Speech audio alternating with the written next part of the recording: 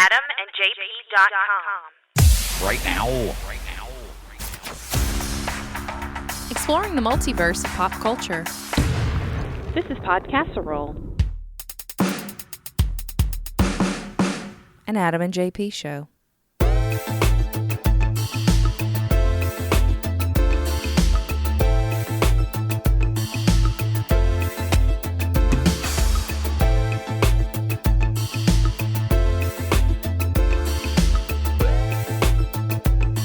Here we go. The summer of 2018 has come down to this. Yes. Intern Barrett's final episode. Yes, this is the end for me for now, at least. But hey, if I'm gonna leave, I'm gonna go down swinging. And see what I did there. I like that. Yeah. Web swinging. Yeah, it's pretty good. There we go. And hey, look who's here for this one. Oh, hey. Listen who's here. What? Oh, wow. Another person. Weird, huh? Incredible. It's the Sinister 3. Yes. I'm going to keep this going all day. Wow. Or rather, You're hating the jokes already, JP.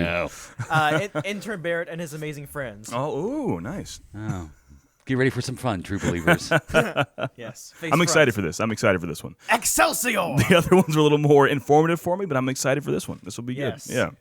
You feel like you can add to this? A little bit. I mean, You not, think you know more than this guy no, over no, here? no, not saying that whatsoever. But we can engage in conversation. We'll say that. Yeah. Yeah. Yeah. So, Barrett, you've decided to do Spider-Man as your final. Yes. The summer thesis of Spider-Man. Yes, all Spider-Man, all the time. Yeah. Which is basically just how my brain is to begin with. Yeah. So this will be easy for me. So, before we get into that, I do have a couple of questions for you. Yes. How has this been? This has been nothing short of amazing. Nice. Spectacular, I might See, say. here we go. Oh. It's not going to stop. What about is it sensational? Yes. Yeah. Ultimate. Would you say superior to other events in your life? Absolutely. Do you feel like you've gotten caught in the web of Adam and JP? Absolutely. But you have, in all honesty, you've enjoyed it? You have a good time? Oh, yeah, absolutely. Nice. This has been incredible Nice. for me. Have you had a favorite episode that we've done?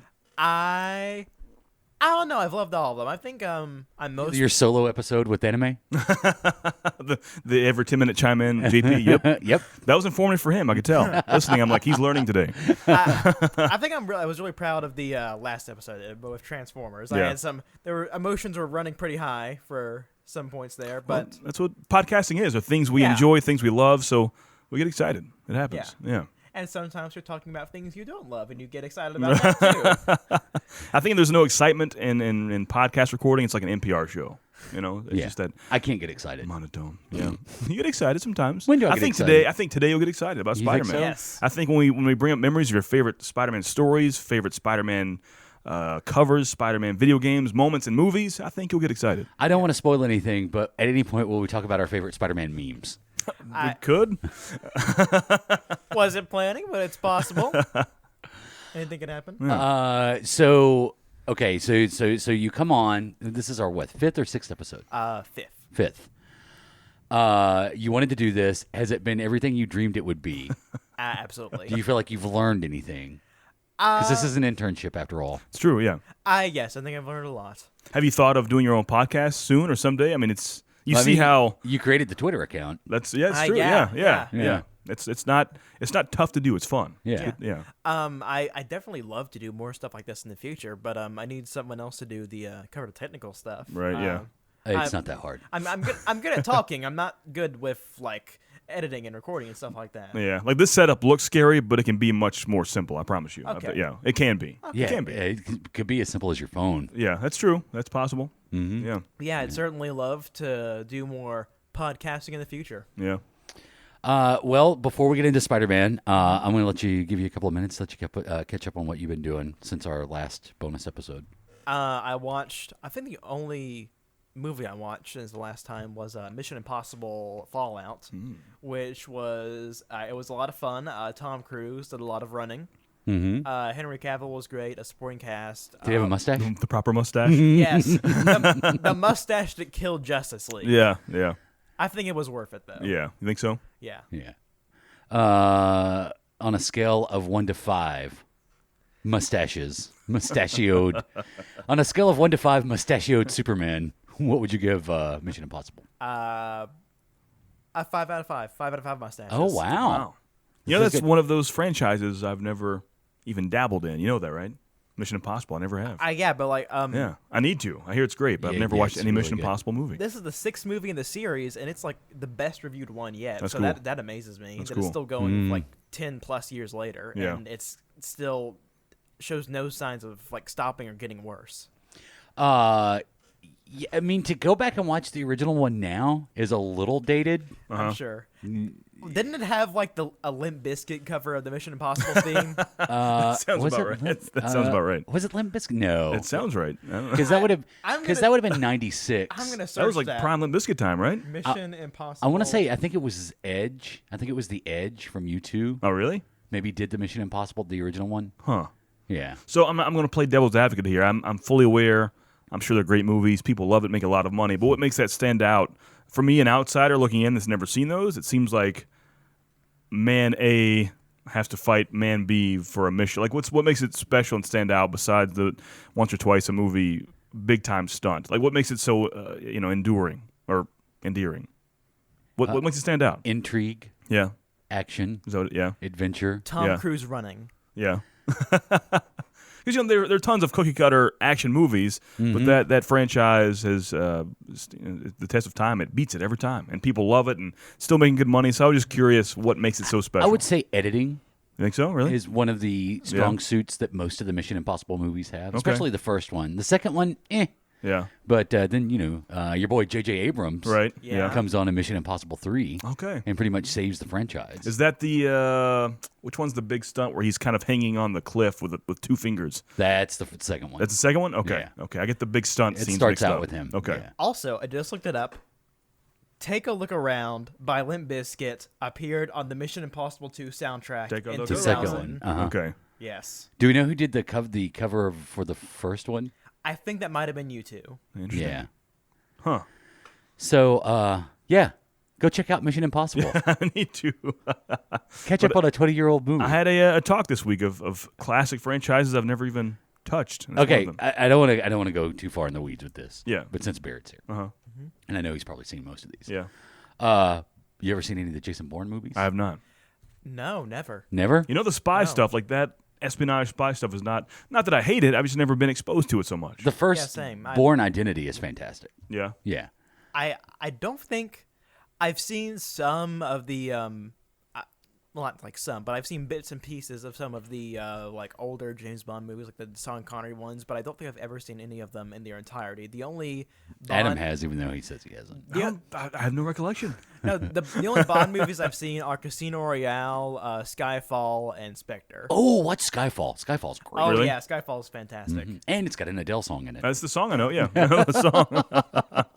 I should check them out. I should. You said I've seen at least one of those with you, but I don't remember that. Yeah, we watched Goldfinger. Really? Wait. You sure it wasn't Gold Member? I've seen that. It's Faja. Vaja. That's a guilty I have- pleasure movie for me. If I've I seen do love Austin spy or Powers espionage 3. movies, I have seen all Austin Powers movies. That's true. I'll take that back. Do you have a favorite franchise that you think that he probably hasn't seen?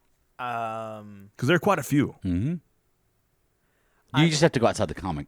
Yeah. If it's a spy movie, Western? gangster movie, I'm not exposed to like every single Godfather, Casino, Goodfellas. I don't know what those mean. The only like franchises I'm a fan of that come to mind are like comic book and like sci-fi and stuff. Okay, so yeah. I think that's like the. See, that's all you need. That's all you need. I think that's the wheelhouse of this podcast. to begin with, so. Right? Yeah. If we did like a gangster movie podcast, I could be in trouble. Yeah. Yeah, kid. Yeah, see? I've seen Godfather, Yeah. and that's about it. Although I am a fan of the idea of Joe Pesci being in the MCU. I'm just saying. Who would he play? I could see him, and I know I'm going to DCU, but I could see him as a good Penguin. I could see it. Yeah. Hear me That'd out. work. Yeah. Joe Pesci is MODOK. Ooh. That's what I was going to say. Wow. I was actually going to say that. Wow. Wow. Yes. That oddly works. I got a big head, see? Okay, now that we're on this subject, I want to get you guys' opinion Yeah. on the Joaquin Phoenix Joker movie. What do you think about that? I have no opinion. I love him as an actor. I think that could work, but I feel DC is stretching it way too thin. It's just not going to work. There is still no proof that the movie is even going to happen. Yeah. That's true. DC is just. I think their plan is to keep announcing movies and never make any of them. Yeah.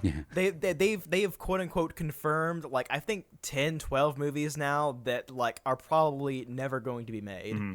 Like Harley Quinn movie, Birds of Prey movie, Gotham City Sirens movie, Blackhawks movie, Black Adam movie. It's just like I think that not all of these movies, possibly none of them, are going to actually happen. And even if they did, the problem is there's zero connection. I feel like that's what makes the MCU so glued together. Hey, Shazam's connected to the DCEU. Like the movies we know that are happening, like Shazam and Aquaman, I'm actually super looking forward to those. Like those actually look great to me. I don't know about Aquaman.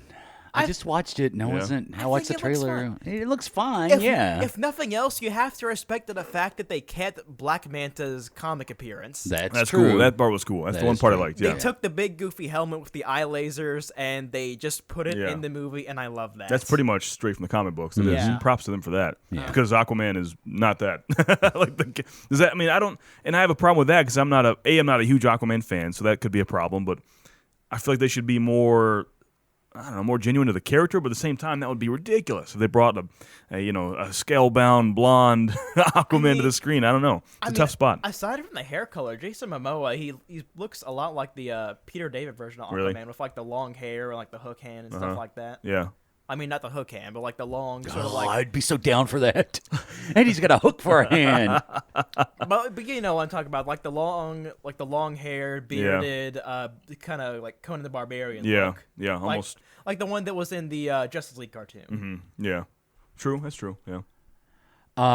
Okay. But I Enough. mean, yeah, I think that if that DC happens. talk. Oh, sorry. Oh, no, go ahead. Oh, No, continue. My closing thought: if that does happen, spread way too thin. That means currently, if we're not even counting animated movies and video games currently on screen, we have 3 current Jokers. That's just too much. If you're counting the actual Gotham show, if you say Jerome or Jerome's brother at this point, Which will may be be one of my favorite Jokers. right currently, yeah. And they say Jared Leto's Joker is still a thing because Suicide Squad 2 may happen or should happen, and he's will be in there as well. So that continues. And then this Joaquin Phoenix, totally different, brand new Joker. So that's 3. Can you imagine in the And MC? Robert De Niro's in that movie, That's great. Yeah. supposedly. It's Jokers all the way down. Can you imagine, like in the MCU, 3 Black Panthers? Like people would be like, why? Why? Yeah, why is the big question. Yeah. Because he's popular. What other reason do we need? That's all I'm People saying. love Joker, right? Right? I guess so. I don't want to see a Joker movie without Batman in it. What about a Venom movie without Spider-Man? We'll get to Yeah, that I don't in, want I'm to see sure. that either, honestly. Well, I have thoughts on that, but you know what? We'll save that Yeah. for later. And that's even more important because Joker doesn't wear a big Superman symbol on his chest. You know? It's true. I'm sorry. Did you just put Joker and Superman in the same set? I mean, sorry. I mean, like Batman. Sorry, I'm sorry. Batman, My bad. Thank you. Yeah, the Bat logo. Thank you. Well, they are the same. Joker has fought That's Superman. true. That's possible. Yeah, it's Yeah. a thing. I've Yeah, played. it's Yeah, happened. It happened. That's how Injustice started. Yeah, that's true. It was a big part of that. You know what I would like to Fantastic see? story, by the way. Yeah, An amalgam movie. that'd be cool. Oh my yeah. gosh, yes. That'd be cool. Yeah. Yeah. But it'll never happen. I think in 20 years, I think Disney swoops in and buys some WB. Mm-hmm. If I had to guess, you don't think so? In 20 years? I think so. Yeah. So you think Disney's just gonna like take over the world? Is that Yeah. it? I mean, at least that form of entertainment. Honestly, like, I don't want to get into a topic about like conglomerates and stuff Yeah. like that of like what like is it a good or bad thing that Disney is buying everything. But honestly, if there's one company that I would be okay with buying the entire entertainment industry, it's Disney because they consistently make good stuff. That's at true. least. Yeah, it's not a problem. Even if it's a monopoly, it's a good monopoly. Yeah. Yeah. Or at least a monopoly that creates good content. Yeah. Which hasn't always been the case with Disney. Go see The Black Hole. Disney's The Black Hole. Was that a thing? Yeah. Wow. It was their attempt to cash in on the popularity of Star Wars. Oh. Yeah. Oh, yeah. We've talked about that So before. they did That was a Disney's long The time Black ago. Hole. Yeah. Yeah. Wow. Or I'm trying to think if there's a current Disney movie that I'm just not a fan of. Like a current franchise or just standalone movie? Like a standalone movie. The answer is probably no because I think we're in a second Disney renaissance right now. to Yeah. be I could take or honest. leave Tangled. Oh my gosh! Never saw Tangled. Tangled is my favorite Disney Yeah. movie. I That's your- love Tangled. Look what you did. It's your favorite Look what Disney you movie? did. Yes, I love it. It's my number one. Seriously. Are you serious? Yes. Wow. More of a Moana guy, but Moana's great. Moana's Yeah. great. I won't dispute. I won't fight you over any Disney movie. Pretty much. is Tangled? It has songs in there, right? Yeah, it's a musical. Do those? I mean, I don't know one Tangled song, And you know who else is? but I've in never it? seen it. Zachary Levi's in it. Yes, he's the best Disney prince in any of the movies. Oh man, we'll see. I'm gonna give Shazam a chance. I will. But you know who's one of the most underrated Disney villains? So underrated that I can't think of his name right now. Is the bad guy from The Princess and the Frog? Dr. Facilier, yes, Keith David. Yeah, Keith David. Oh wow, never saw that. Yeah. That was the final hand-drawn animated Disney movie, correct? Yeah, like, Uh-huh. as good as like the Disney CGI is, it's like top notch. But I mean, I'm personally biased towards 2D animation. I wish Disney would like give that a try again. I think someday. that will come back eventually, much like Maybe. the LP records are making a comeback. I think hand-drawn will come back. Yeah, I think there's gonna be like a nostalgia boom in like 10, 20 years or Yeah. something. Keith David from such films as Platoon Right. and TV's The Cape. And Oh wow. Yeah. and TV's Gargoyles. Yeah, he was voice. Oh, He yeah. did a lot of Yeah. voice work. And the Spectacular Spider-Man Ooh. cartoon. Spider-Man, you say? We'll get into that. And there's our entryway. Yeah. Barrett, you want to talk about Spider-Man today? So where do you want to Yes. start? Where are we starting? with First off, the- what got you like? At what age were you exposed to Spider-Man the first time? What got you kind of drawn to that character? Really? That's actually exactly where I was There you- going. So boom. thank you for that. I don't remember exactly how old I was. I think it was around the time the first movie came out that I got into Spider-Man. I didn't see it in theaters because it was PG-13 and I was like 5 years old. But I think I had like some friends who saw it in the theater and they got me into Spider-Man. And so that's how I became aware of like who Spider-Man is, who Peter Parker is, who Mary Jane Watson, the Green Goblin, and stuff like that. And so around that time, I got this book that I'm holding right here, and obviously that transitions amazingly to audio format. But it's The Amazing Spider-Man. It's one of the old DK readers books, The Story of Spider-Man. And as you can see, there's a 4 on it for proficient readers. So I was a Ooh. proficient reader. I've never seen these books before. That's pretty cool. Yeah, there was a ton of these when I was a kid, and it's if you open it up, it's not like a storybook or anything. Yeah. It's sort of like a guidebook, like a summary of like Spider-Man's origin and his powers. That's really and, cool. Like different villains and supporting characters and stuff like that. And there's all this like classic comic book art in there from, of course, original artists like Steve Ditko and John Yeah. Romita, but also more recent ones like Mark Bagley and Todd McFarlane. It's like a whole book of a Marvel Encyclopedia entry, pretty much. It's pretty cool. Much, yeah. They actually make the Marvel encyclopedias. Like that? this series or the DK. What does DK stand for? I can't remember. It should be on the back. But the company, it's a Bottom there, so I see the logo, DK. it's a Publisher. it's a educational periodical company. Huh.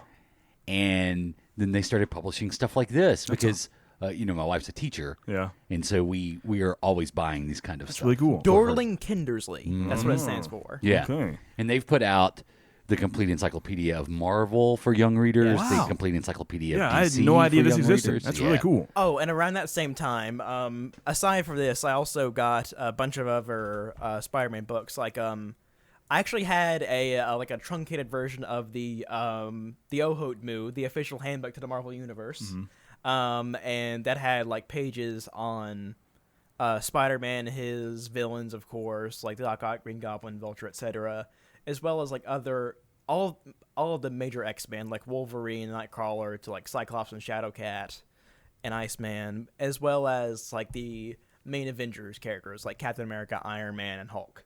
And so that was and had the Fantastic Four and Doctor Doom in there. So that was like my first introduction to like the wider Marvel universe beyond just Spider-Man.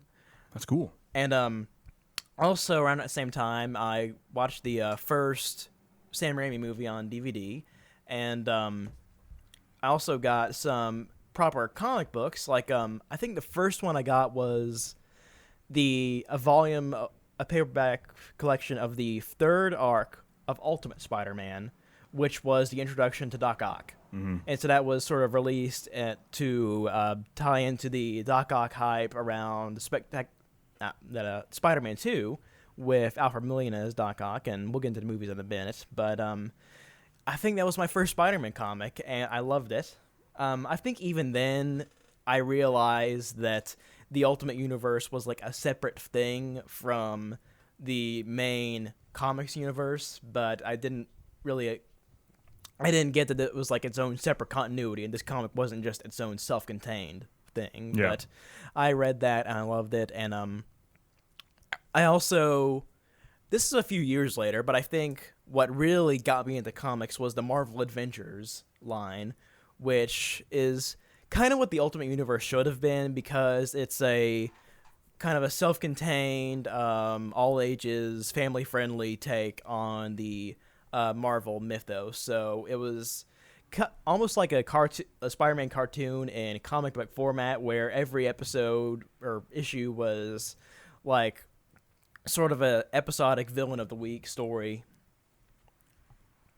And it was like simple, not really like complex, hard-hitting storytelling, but it was a lot of fun, and I kind of missed that series. That's been discontinued since, but Yeah, I think my entryway to Spider-Man was the reruns of the 1960s cartoon. oh yeah, I watched some of those too. Yeah. Was that Amazing Friends? No. What year was that? Amazing Friends? Spider-Man and His Amazing Friends. Oh, Yeah, that was 80s. That was Okay, 80s, yeah. okay. I get those mixed up. I guess I haven't seen.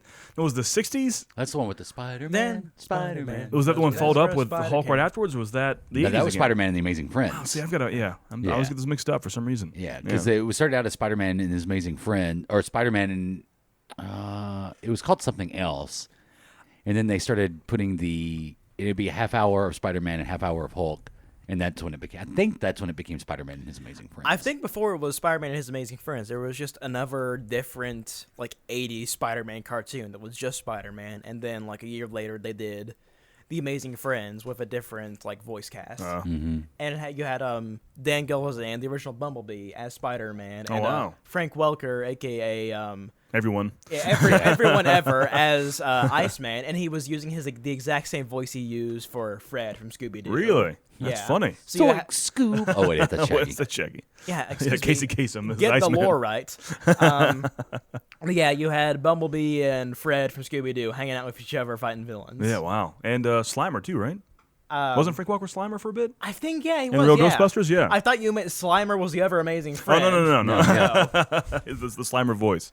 It's funny. I think the Sam Raimi Spider-Man movie, I won't say it gets a bad rap because it's one of my favorites. Still love it to this day. But I think it gets almost forgotten. People think of when the X-Men came out in the late 90s, maybe 2000. That kind of started the new revolution of comic movies.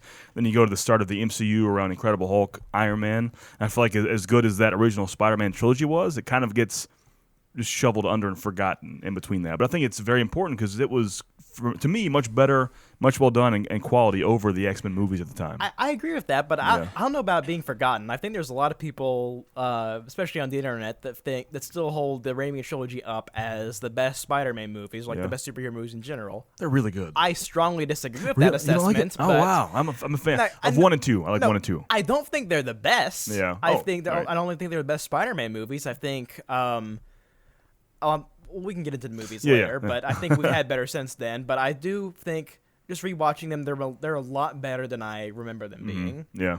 I think there was a period like post, like after Civil War and Homecoming happened, where I'm like, oh, this is way better than the Raimi movies. They're Yeah. crap by comparison. Yeah. I mean, they kind of are, but like they're not crap Yeah. on their own merits. It has that almost 60s Batman cheesiness, but it works at the Oh time. yes, there's so much cheesiness, Yeah. especially in the first one. Yeah. Bonesaw is ready. I got you for 3 minutes. 3 minutes of playtime. And like the scene where the Green Goblin breaks into Aunt May's house and where she's saying the Lord's prayer, finish it from evil.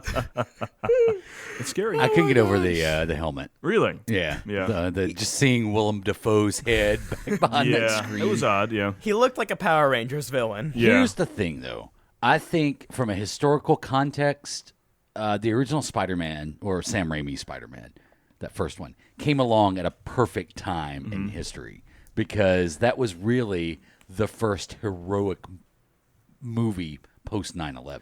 Yes. Do you remember and, that trailer? That was Yeah, yeah. where I think when you look at the a proper movie, there you have like the montage of like people reacting to the news of Spider-Man, and you're leading, but you never actually see him, and so you're leading up to the debut of the actual costume.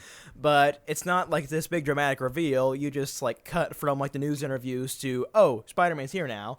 Because the reason that cut seems so awkward is because there's going to be this big action scene with like these criminals attacking the World Trade Center, and Spider-Man like swoops in and saves the day, and that was used for the very first trailer for the movie, and so that was going to be the bigger dramatic reveal of the Spider-Man costume. But after 9/11 happened, obviously you can't have a scene in the World Trade Center, so like you just left with kind of the awkward transition. Hey, Spider-Man's here now. Yeah, I remember seeing the webbed up helicopter between the two towers, and it was webbed up. I'm like, wow, yeah. That's crazy. And even the hero song from the soundtrack. And they say that a hero was here, and I had Pretty much, yeah. I mean, and the 90s will always be 90s.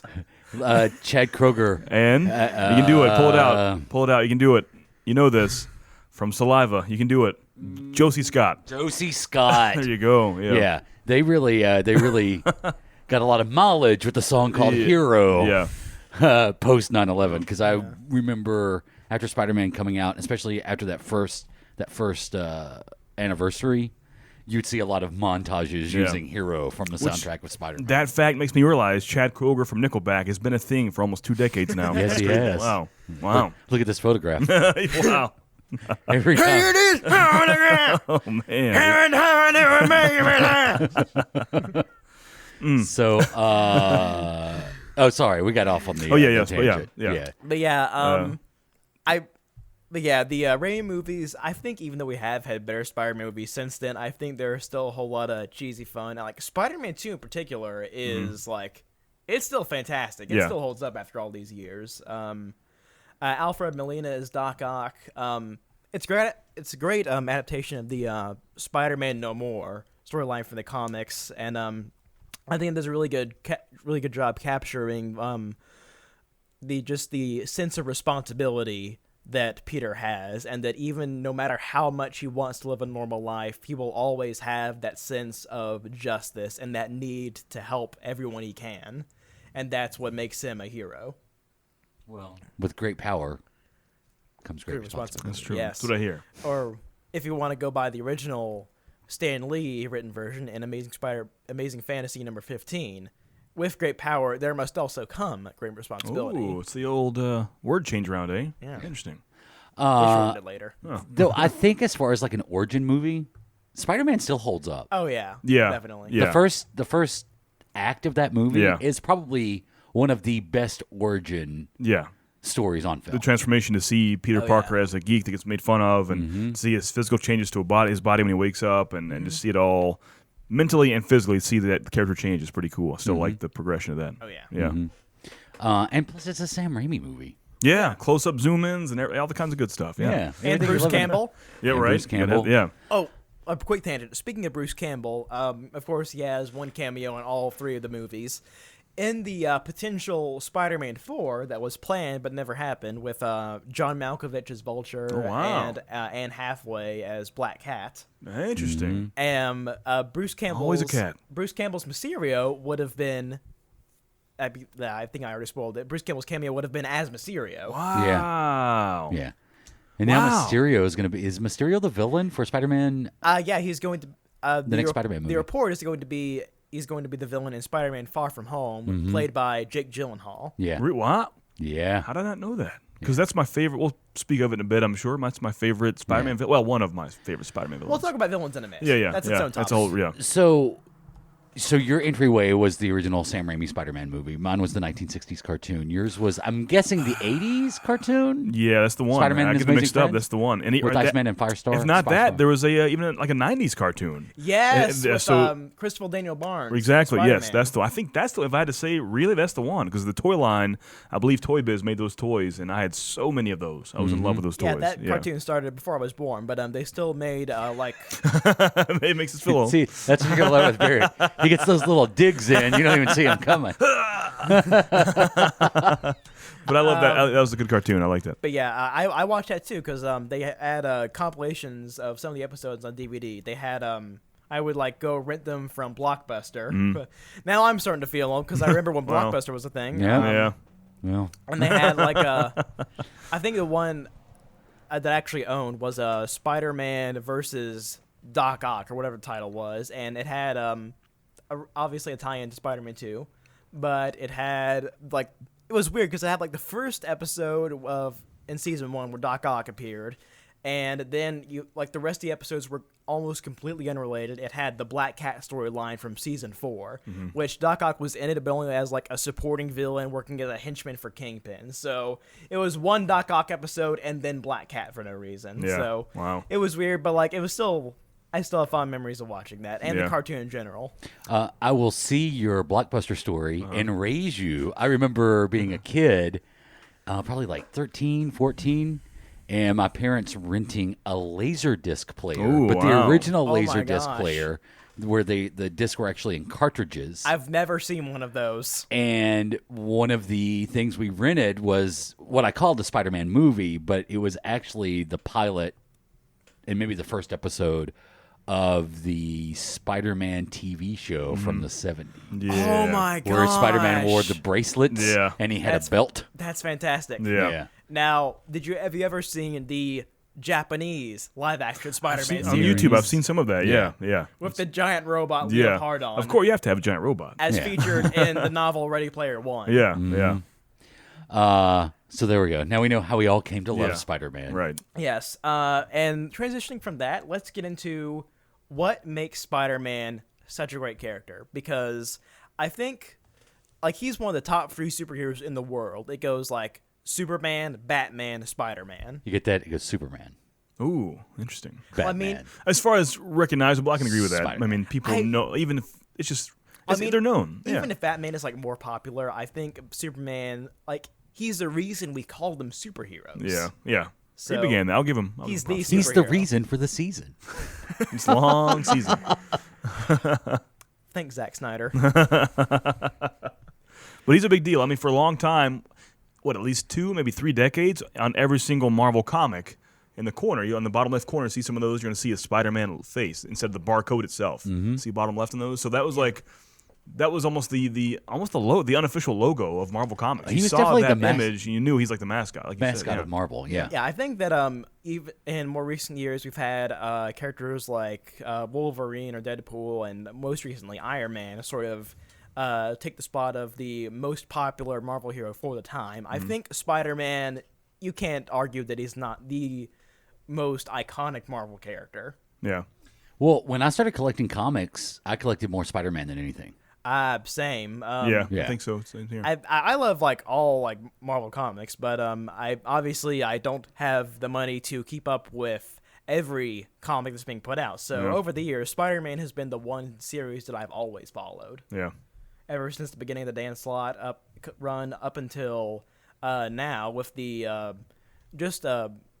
last month I think launched the new series by Nick Spencer, and I've really been enjoying that so far. Yeah. Spectacular Spider-Man.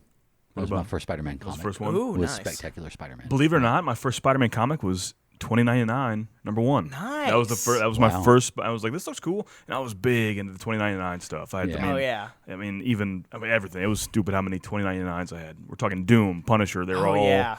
Hulk. I mean, Was that McFarlane? Did Was he? that? I'll Did he check. do 29.99? I'm not sure. Want to say it I was, would. I want to say it was Peter David. Okay. Yeah. Let's check on that. But it was a small point in my comic life, but I was a sucker for those $20.99s. I was. Quick tangent here, but I like Doom 2099 it hasn't gotten a digital re-release like on the Marvel app or Marvel Unlimited, and I want to read it so bad, but Really? I can't legally. I should have brought that for you. I have that. The big, Oh my nice, gosh, that's the awesome. nice shiny cover, the foil metallics back in the early '90s. Oh, wow. That's what it With was. the you remember the holograms, Oh, yeah, or they there- would do the alternate covers with the holograms? Yeah, and there was a Yeah. run for a while. A lot of even Wolverine comics and X-Men. This is kind of off topic a little bit, but they would have the normal cover, but in the top right corner they had a holographic, almost trading card. You could peel off of there, and it was a weird gimmick, but it was fun. Yeah. Yeah. I can't believe Comics bottomed out in the 90s. Yeah, weird, It's hard huh? to believe. The 90s was the time for weird gimmicks. But it came with a holographic card, guys. That's worth the value alone right Yeah, there. okay. When you call it a collector's edition. Yeah, sure. Just like all of my 6 copies of The Death of Superman, whatever. And that Death of Spider-Man. Yeah, right? Yeah. That's one man. of his deaths. That's only, what is that, 160? 160, That's yeah. like almost 540 away from the real one, the real death.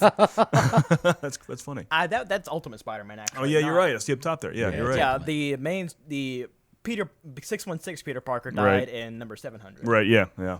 And speaking of big milestones, I want to bring up a talk back on topic of what makes Spider-Man such a great hero. I want to recite a quote from Nick Lowe, editor of the Amazing Spider-Man series, from the recent number 800 milestone.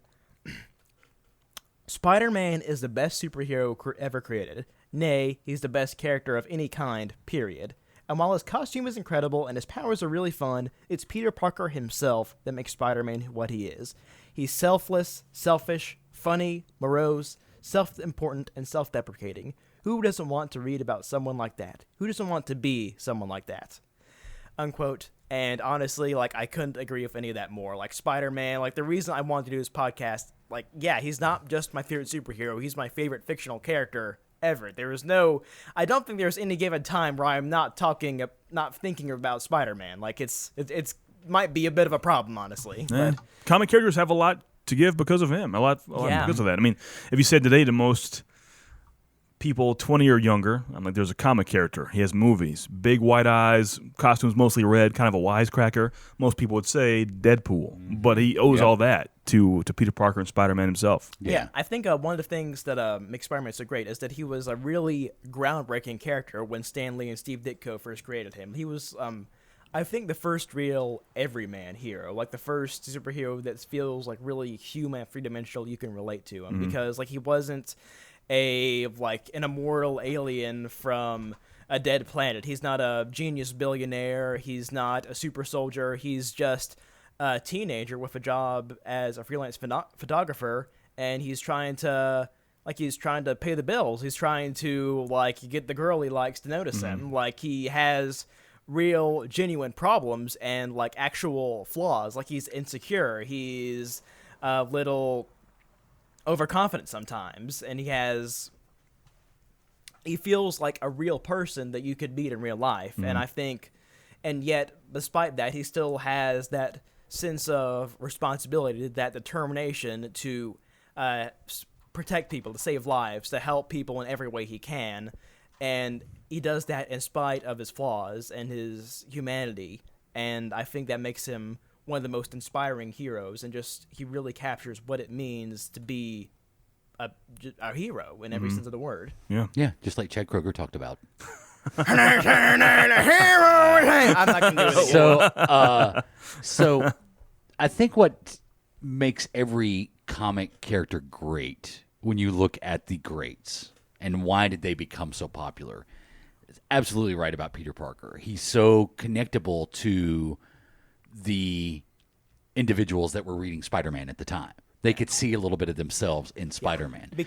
Just like with Superman, even though he is a god from another planet that you really can't connect with, it's the Smallville connection, and it's the parents connection. It's the John and Martha Kent story that you connect with. Like, those are the parents I wish I had. Oh, those are the parents that can create a Superman. In Batman, it was, this is what I would do if I had unlimited amount of money. This is what I would want to do. Yeah. And you want to keep, and I'll stop at saying this, the reason why Deadpool is so popular now is because Deadpool is the ultimate social media celebrity. That's true. Yeah. Which it connects with the readers of Deadpool, or at least, I don't know, readers probably at this point, the fans of Deadpool, because he's that quick, funny, snarky. I mean, you see that. Like, everything he does is an Instagram post. He's always got a joke or a reference for the occasion. Yeah. And so that's what makes the great ones great, is there has to be something there that the reader connects with. And speaking of jokes, I think that's another reason besides besides the relatable aspect and like his like morality, his sense of responsibility and justice, I think one of the things that makes Spider-Man such a great character and so fun to read is his sense of humor. Is that he's not like serious all the time like Batman. Like he makes jokes in the middle of the fight. He's always wisecracking and like gives him a sense of lightheartedness that not all superheroes have, and that makes him a lot of fun to read. One of my favorite moments from any Spider-Man comic book is this hilarious sequence, and I wish I could tell you the number and what year, but I can't. But Peter Parker gets up, he's late for work, he rushes to work, he can't find a clean shirt, so he just throws on a T-shirt that Mary Jane had left over at his house or something. Okay. And it was a strawberry shortcake T-shirt. And so there's this whole sequence in the comic book where everybody's ragging on Peter because he's wearing a strawberry shortcake T-shirt. Yeah, it's pretty fun. That's fantastic. Yeah, I think that about captures like what makes Spider-Man such a great iconic character. Let's transition from talking about Spider-Man as a character to talking about Spider-Man in the movies. Mm-hmm. Like, what are y'all's favorite Spider-Man movies? I think Homecoming is number one Yeah. to me. That stands Same. out. And I don't think that's the newness anymore. I think that's worn off. I think in general, Tom Holland's a better interpretation of Peter Parker himself. I think it's all around just a better movie. I think so. And the villain, Michael Keaton really works. Really works. I wasn't a huge fan, to be honest, of the design of Vulture in this newer one. It's kind of that whole almost Gundam-ish, kind of robotic feel instead of like an old, Larry David kind of guy. Would you rather have like the techno gas mask bird demon, or would you rather have like an old guy in a Big Bird cosplay? In my head, it's that one, but I'm fully aware on screen that does not translate. I'm fully aware, yeah. But besides that small issue I have with the design of Vulture, I thought that was a fantastic movie. I did. Yeah, mine's Homecoming too. Though I gotta say, Spider-Man 2 is pretty close. Yeah, same. And even though it's overdone, I wouldn't have hated if they showed a little more of his origin. I know it's at this point we're talking popcorn and pearls with Batman and Bruce Wayne, but I wouldn't mind. It's since we're in the MCU and it's that whole deal, I wouldn't mind like a sliver of an origin story.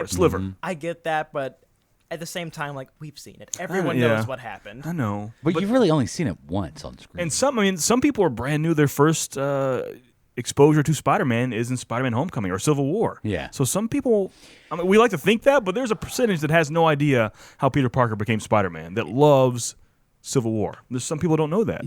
Here's a hot take too. Yeah.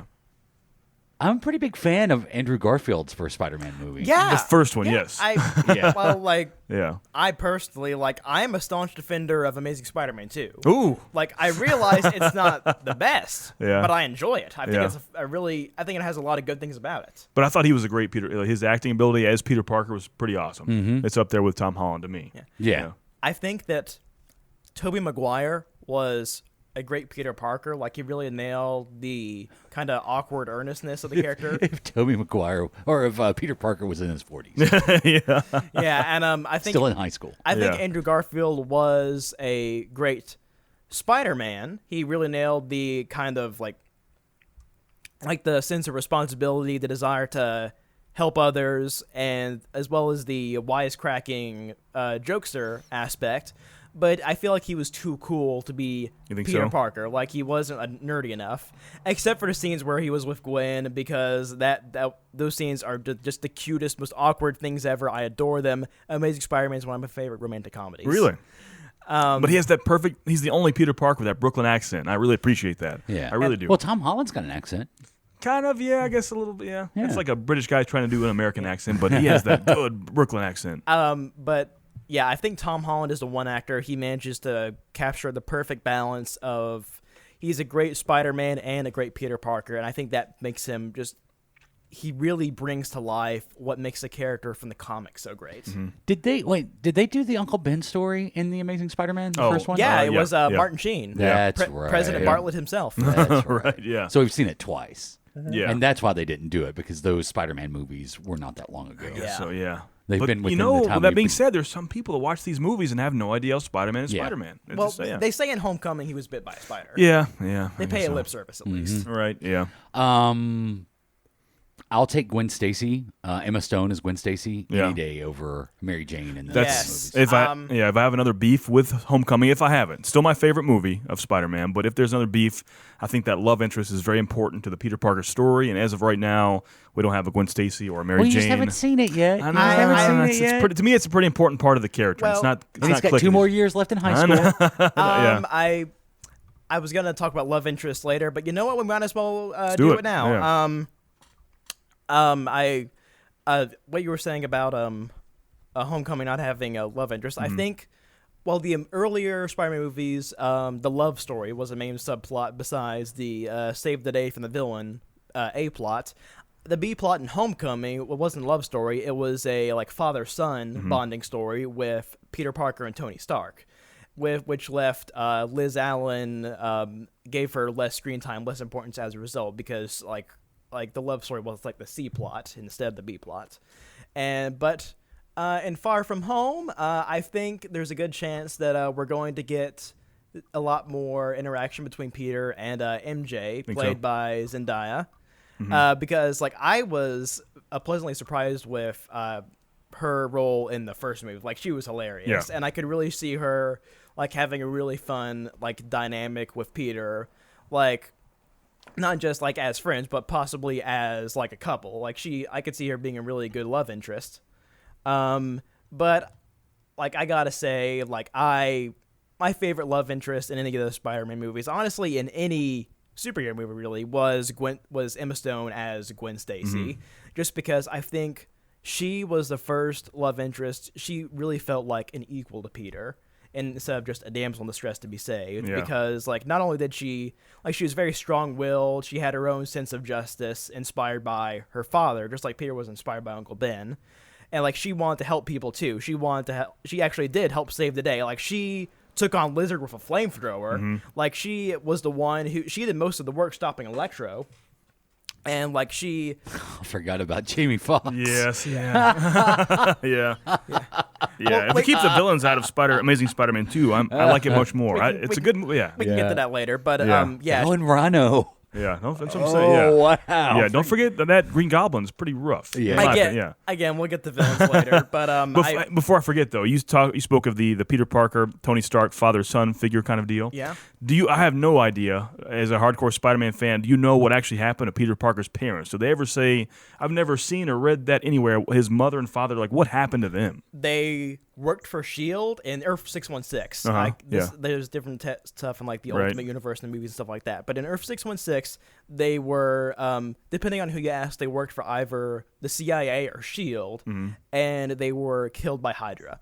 Wow, see, I've never known that. Did you? Amazing Spider-Man Annual number 5, there's a sequence where Spider-Man finds out what happened to his parents, and he goes to hunt down the Red Skull and nearly beats him to death out of revenge. Wow, I've never known this story. So pretty cool. you know that Samuel L. Jackson is in the next Spider-Man movie.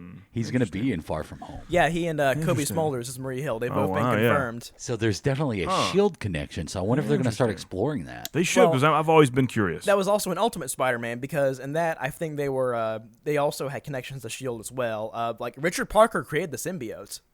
It wasn't an alien. It was his experiments trying to create I think it was supposed to be cure for cancer in some way, because that's how evil experiments always start. It was supposed to be a cure for all diseases, but oops, now it's an evil zombie virus or something like that. Yeah.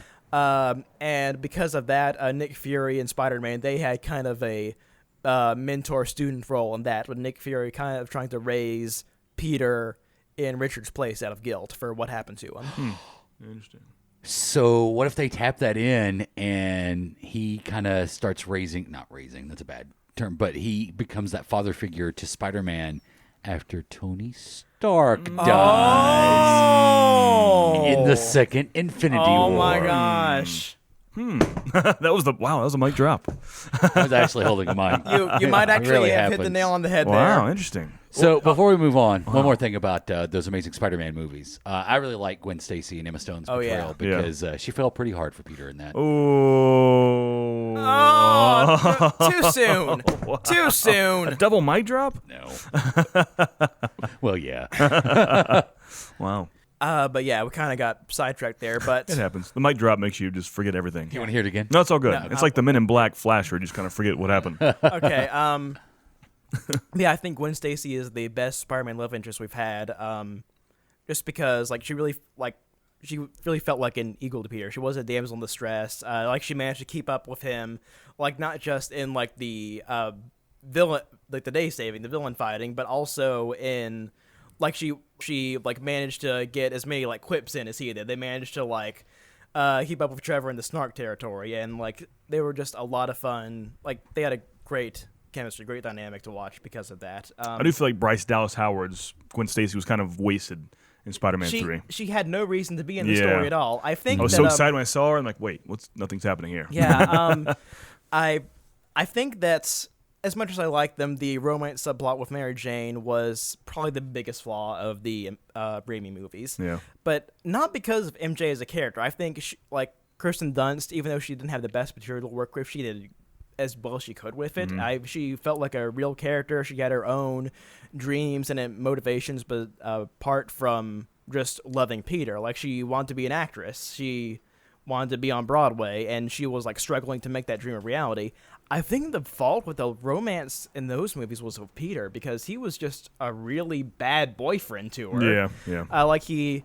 At the end of the first movie, she confesses her love to him, and he has a chance to be with her, and yet he turns her down out of the trying to keep her safe. And yet, at the beginning of the second movie, he's right back to pining over her, oh, I love her, I wish I could be with her. You had the chance, and now she's moved on, and now that she's going to get married to John Jameson, and Peter suddenly starts acting all stalkery again. He's acting entitled to be with her, but no, stop that. Just stop that, Peter. You don't deserve her. And then in the third movie, after they're finally together, he doesn't want to be supportive of her and listen to her problems. He's all about, I'm Spider-Man, I'm the coolest all the time. He's just... Peter Parker in the Raimi movies is just a bad boyfriend. I'm sorry. With his black suit later on. Yeah. In And the piano dancing. bar. Dancing to James Brown. So you said Homecoming is your favorite Spider-Man movie. What is it about Homecoming that you think they get right more than... I think the big thing about it is that it captures the friendly neighborhood aspect of Spider-Man, and that, especially in contrast with the rest of the MCU, where every movie you gotta save the world or from the evil alien artifact shooting a beam in the sky, whatever we're fighting this week. But Spider-Man, by comparison, he's not trying to save the world. He's trying to stop one group of thieves, led by the Vulture, which, again, a great performance by Michael Keaton. Probably the best villain performance we've had in any of the movies. And a good surprise shot, a little twist there, too. Yeah, Good, I'm not going to say it for people who haven't seen the movie yet, which you should. Yeah, for sure. But, yeah, there's a nice little swerve with Vulture that you don't see coming at first. So what's the actual behind the scenes? I know Sony still owns Spider-Man, but they're still allowing... Do they have a certain amount of number of films they can use with the MCU, and then they're done with that? Well, What's happening it was right now? 4 Yeah. that was going to be Spider-Man in MCU movies. But So Sony you still can owns count- it, but they have pretty much no... Well, they don't own it. They just have the movie rights. Right, yeah. So, but they've already said this week, the lukewarm reception to the stuff we've seen from Venom. Right. Sony kind of, floated out there. Oh yeah, we'd love to work further with They know. Disney. And, They've seen the numbers. and letting their characters be in. They're the aware of MCU. what's happening. Yeah, absolutely. Yeah. Um, So I wonder why not. Disney could and would spend a lot of money just to get that character officially back under their umbrella. I'm curious why Sony's even holding out for that. because they don't have to spend that money right now. I guess so. They've got this sweet deal. If they want, Yeah. they've got Spider-Man. Yeah. Tom Holland is not going to be as Spider-Man in any movie that Disney doesn't have a hand in. Right. So there's rumors that he's in Venom, Yeah. like Peter Parker's in Venom.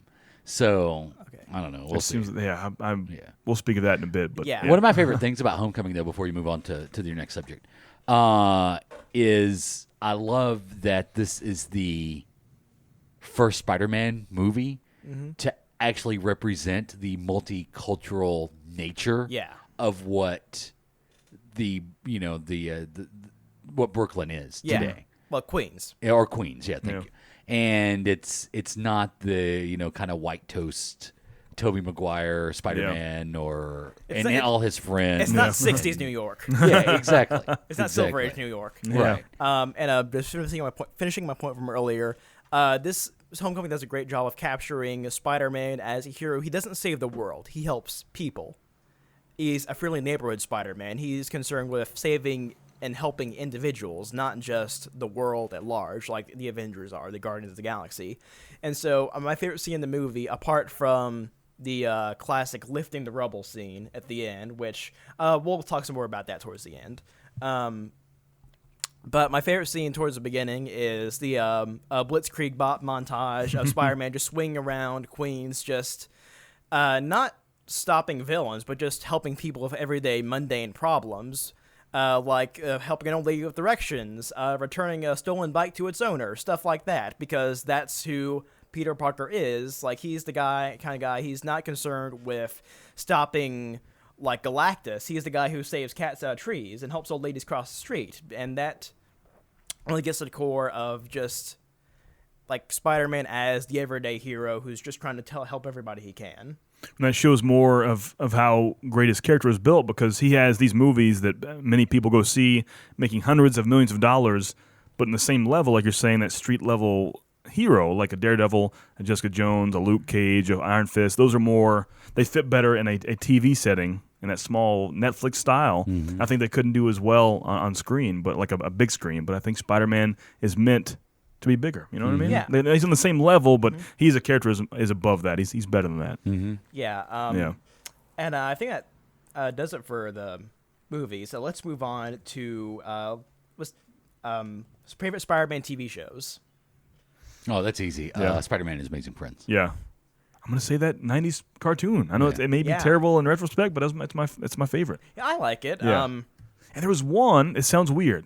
I'm not even sure. I think it may have just been called Spider-Man, but it was on MTV. Yes. Yeah, With Neil Patrick Harris. Exactly. Yes. Yeah. It was a big. That was actually really I think good. that was underrated. Like, I'm The a big all fan of CGI it. cartoon. Exactly. I haven't seen it myself, but I know exactly what you're talking Please about. check that out. It was really well done. I mean, 18 years ago, 15 years ago, whatever. Yeah.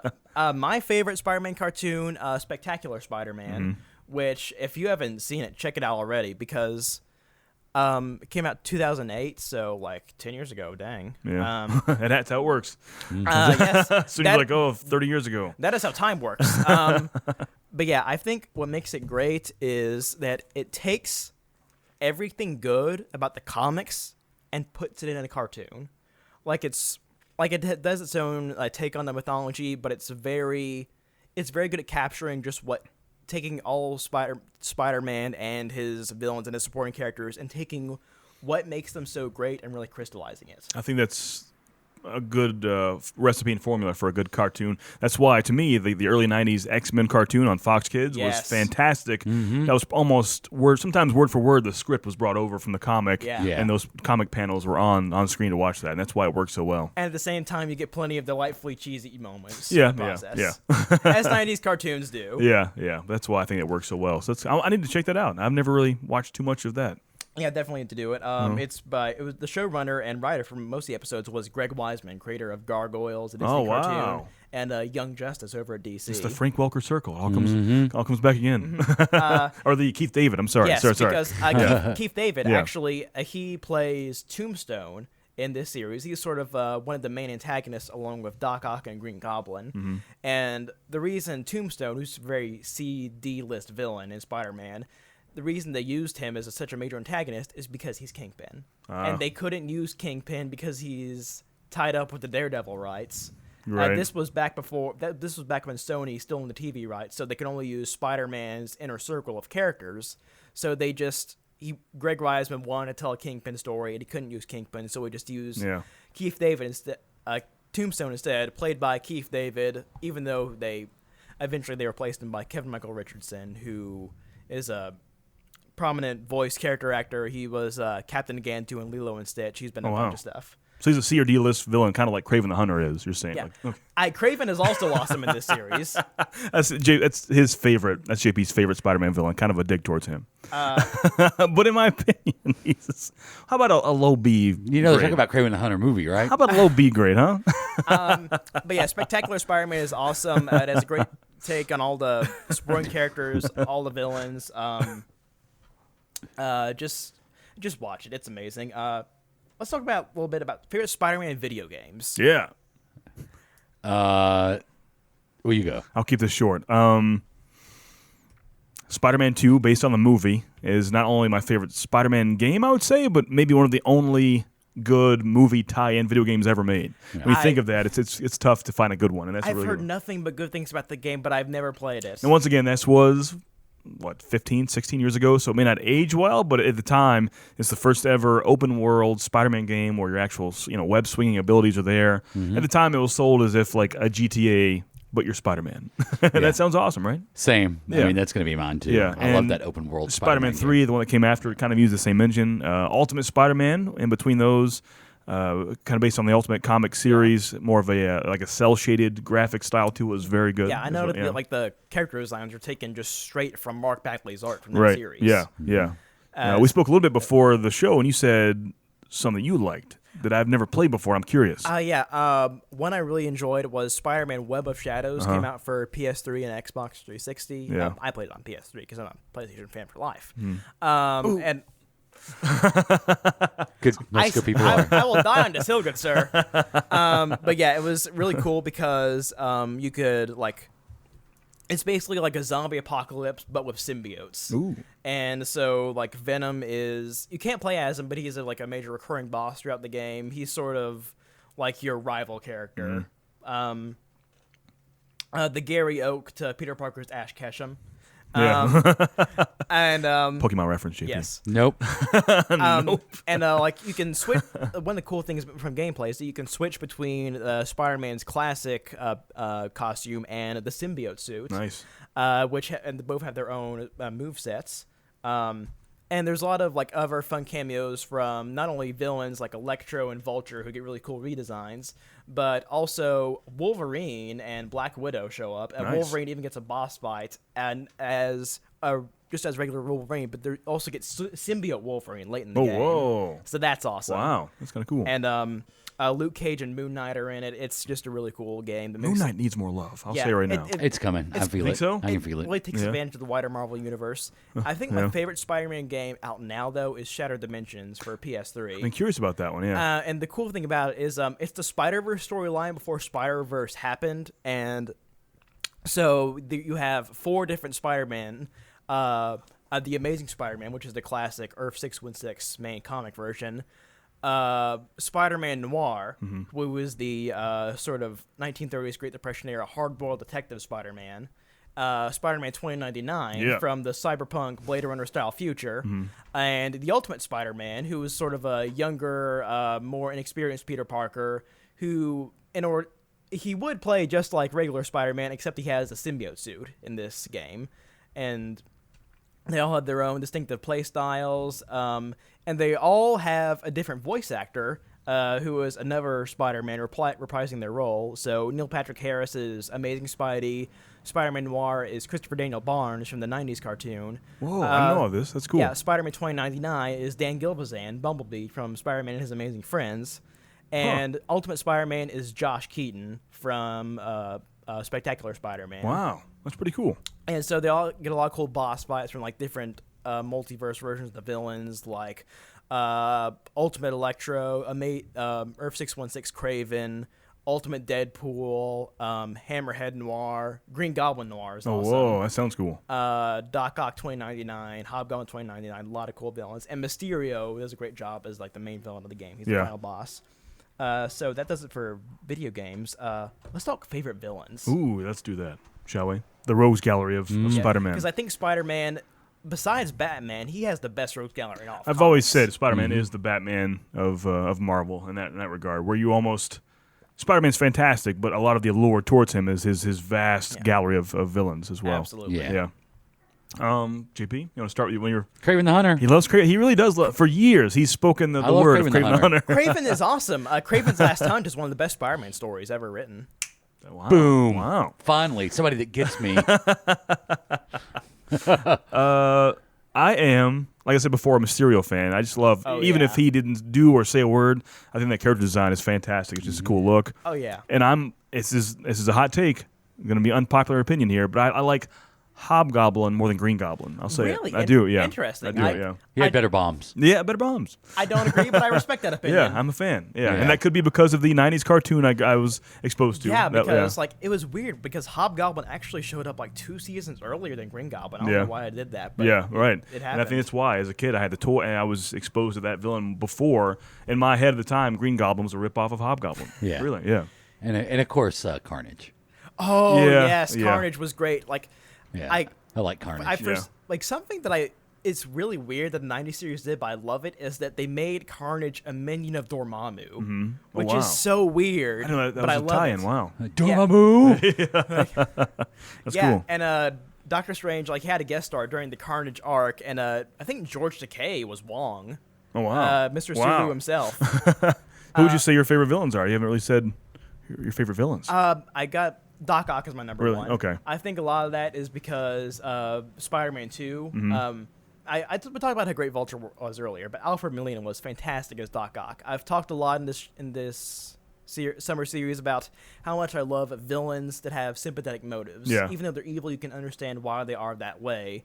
And I think Doc Ock in Spider-Man 2 is a great example of that because he's a man who's been driven to madness by the loss of his wife, and I think even though they play it like the arms are controlling him, I think that's just his inner rage and like all the negative emotions inside him manifesting themselves through the arms. Yeah. Real quick, favorite Spider-Man stories from the comics. Wow. Not the clone saga. Oh, he does. That's for sure. Not the clones. Not the clones. That's tough. Wow. I too many to have choose one. from. In Go for it. the late 80s, there was a run that covered all the Spider-Man titles at the time where something tragic happens and Spider-Man is actually missing.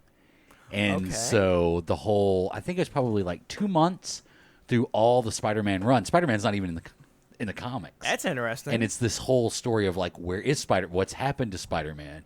And so they, that was what you would see on every cover, like, where is Spider-Man? Yeah. And then you see the concern and some other characters that they actually do have for Spider-Man, like That's Black cool. Cat, Yeah. things like that. Yeah. Mine's a little more recent, but She's actually one of my favorite villains too. really. Yeah. Interesting. I don't know if I call Black Cat a villain, but she's an anti-heroine. Yeah, she's like the Catwoman. I just saw they like a few hours ago, or maybe last night, they split up. It was going to be called Black and Silver, the Black Cat Silver Sable. Now they have their own movies apiece now. We'll see how that works That's out. not happening. No way is that You movie. don't think so? No way no way are any of those movies going to happen. Yeah. That's your DC Joaquin Phoenix Joker take of the day? The No, Sony theory. No way is Sony going to make any standalone movies after Venom. I think once they see, they see how Venom Venom looks does it. terrible. Yeah, it's not. Yeah. all those movies are going to get canceled. I promise. Yeah. I said my favorite comic story, maybe not favorite, but the one that stands out to me right now, currently, we spoke of it earlier, is the Spider-Man 700 and the 698, 699, the point ones that Doc Ock dying, taking over. Yeah. Yeah, Superior Spider-Man. I think that's a big reason why I love Doc Ock too. Because I was wondering if you made you like Doc Ock more or not, because the death of Peter Parker at the time was solely because of Octavius. There. I used to love Doc Ock like in the cartoon stuff because I'm a big fan of like hammy, grandiose, like I will take over the world, mad scientist type characters.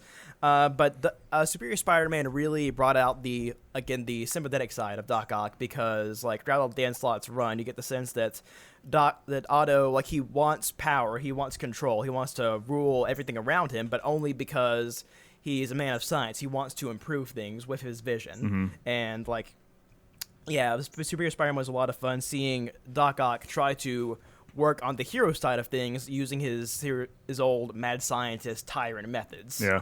I turned him into almost a Doctor Doom type character. Like, a character who thinks that the world is a mess and everything will be better if he rules it. Yeah. So he's basically the Donald Trump. He has to get it in once an episode. I think Norman Osborn is Don Mark, to be honest. But yeah, Green Goblin, Venom, I love them too. I could talk for days about Spider-Man villains. But my favorite Spider-Man story, I'll try to keep this quick, but Amazing Spider-Man, I think it's 31 through 33, back in the old Lee Ditko era. Oh, wow. The If This Be My Destiny storyline, which gives us the classic the cover of Spider-Man underneath the rubble in Doc Ock's lair, trying to lift it, and finding the determination to do so for the sake of saving the ones he cares about, because that is his responsibility. And like, just one of probably the best sequence Stan Lee's ever written. Yeah. And of course they copied it in Homecoming and brought that to the big screen so well. One of the big reasons Homecoming is my favorite movie, because it brings to life the best Spider-Man scene from the comics, in my opinion. And of course, it also has other great moments, like this is the arc where Spider-Man enrolls in Empire State University and meets Gwen Stacy and Harry Osborn. And of course, Doc Ock is the main villain, so it's the recipe for a perfect Spider-Man story, in my opinion, and captures everything that's so great about the character. And now let's wrap this up with talking about the future of Spider-Man. Next month, we have the Spider-Man PS4 game by Insomniac. I need it, but I can't have good. it. Yeah, it looks so good. Like, the combat system looks great. The open world stuff looks great. It looks like it has a great cast of villains with looks like we're going to get a Sinister Six in this, with a mysterious, as of yet unseen leader. It's totally going to be Doc Ock, though. Think so? Yeah.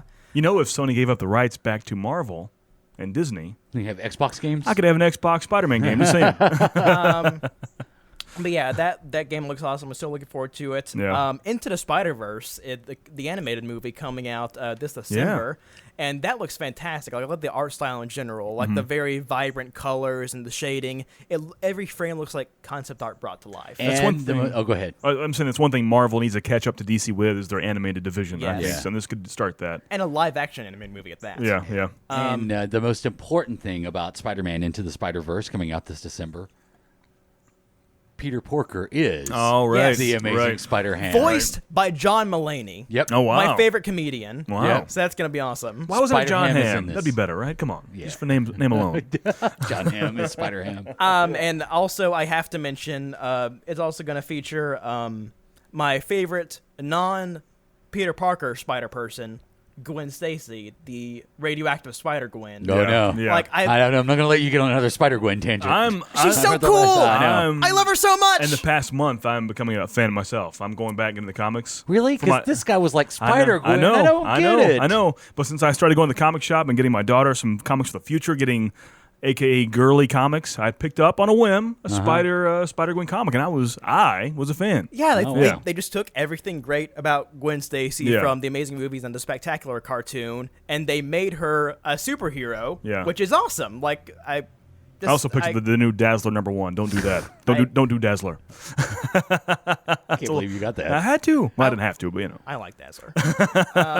In closing, though, if I have one last statement before we wrap it up, the most important question we haven't even brought up yet: Spider-Man's armpits, web or no web? No web. Oh, that hurts me. Hardline stance. I love the No web. web. I love the web pits. No web. Really? Mm-hmm. It feels right. It's like a flying squirrel. Did like he have the web in Homecoming? No. No. Like a sugar glider, just going across, just doing its Like a thing. sugar glider. Okay, well, how's my take on it? No web. 2 out of 3, no web.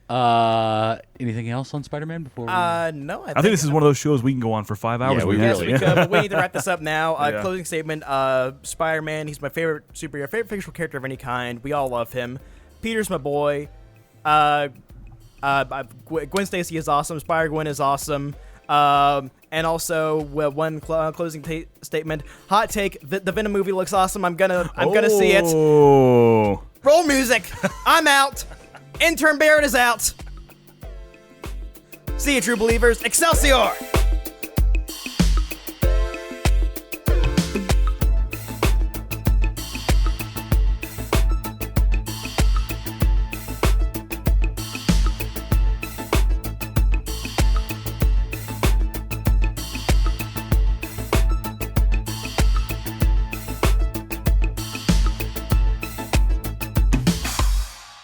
This has been a production of the Adam and JP family of on-demand talk radio. AdamandJP.com. Right now.